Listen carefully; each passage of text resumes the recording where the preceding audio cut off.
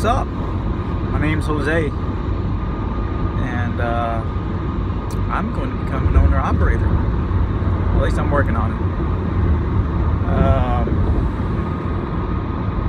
I'm going to tell you a little bit about myself, but I've been driving for a little over 4.5 years. I've been driving as a Class B longer. I had a Class B license for 7 years. I obtained it with a company that was willing to train me to get a Class B license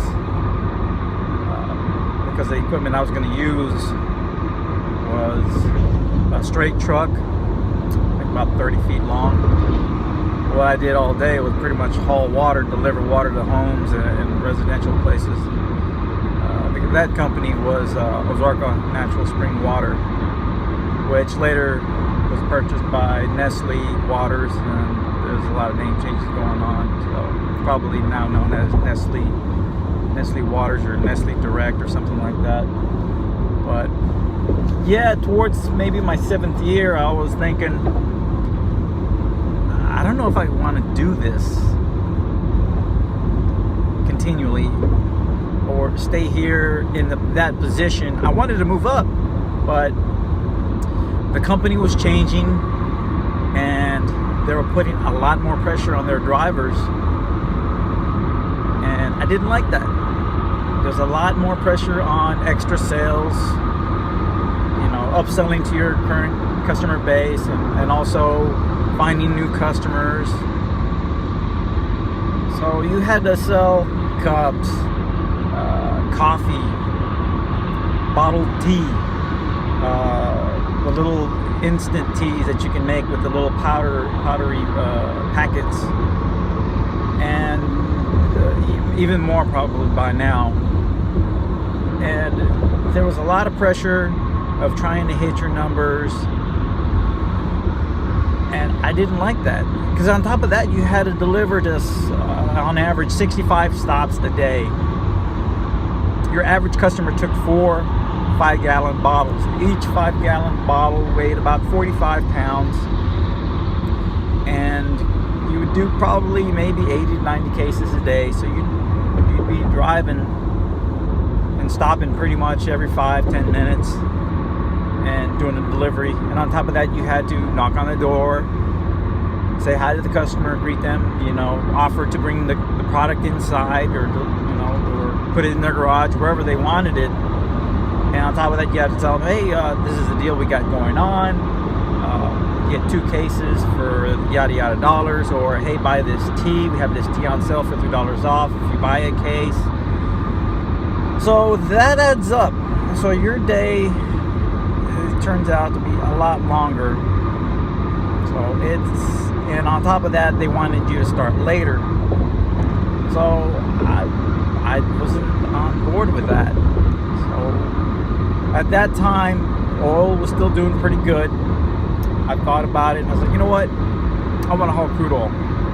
I know you need a Class A, and I want to do it within 10 years. I'm sorry, scratch that. Within 2 years, I want to be there, because I know you had to. At that point, a lot of the companies were wanting experience, a year experience. So what I decided to do was sign up for classes, which I did. And my schedule with Ozarka Water at the time was Monday through Friday, and then like maybe 5 Saturdays out of the year. So I signed up with Lone Star Institute of Transportation, something like that, and found out that they had weekend classes. So what I did is sign up for the weekend classes. It kept pushing me back on the start date because they weren't getting enough people to sign up for weekend classes, because a lot of people would sign up for the Monday through Friday classes. Well, they only got about 4 students to sign up in total, so they went ahead and decided to do, we'll go ahead and start you. We kept pushing you back, so we'll go ahead and start. And that started, I want to say, in November or October or November. So what I was doing, I was working full time, Monday through Friday. If my Saturday came up, I'd offer somebody, say, hey, cover my Saturday shift, I'll pay you $50-$75 depending on what the route was looking like.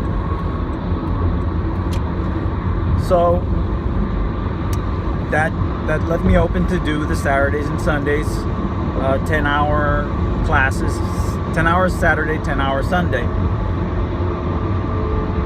So I got my license near the end of January. And while I was doing that, I was looking up companies, getting familiar with what companies would hire student drivers. I signed up with Schneider. They gave me a call back. We made this, we set up that I would be going to their orientation, which was up north. And I was like, okay, I was willing to drive up there for orientation and start with them. And the following day, I got a call back from another company that I applied with, which was Service Transport Company. They have a terminal here in Houston. So when they called me, I said, yeah, I'll interview for you.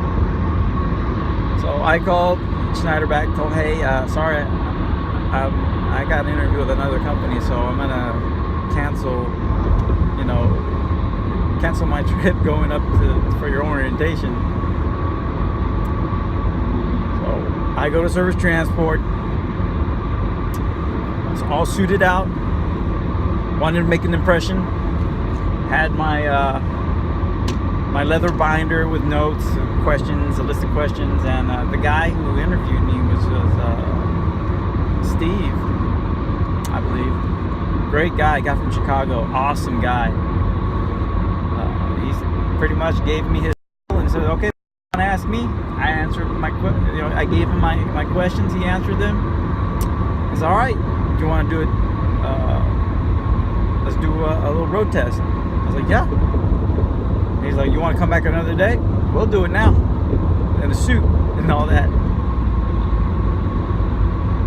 So I left my jacket there, my blazer there, and we went out, looked at the truck. He said, all right, walk me through an inspection. Went through the inspection. Okay, that was great. Let's do a drive. Drive around the lot. All right, let's do it. All of their trucks were automatic. But it's like, okay, I've been learning stick for the past 3 months, and I'm jumping into an automatic 18-wheeler. It was easy. Yeah, we drove around in the lot, back, parked it, things like that. And he was like, okay, when can you start? So I gave him my date. I said, I'll start February. Because I think the interview was at the beginning of February. So I wanted to make sure I put my 2 weeks notice and left my company left Ozarka on good terms. So did that and started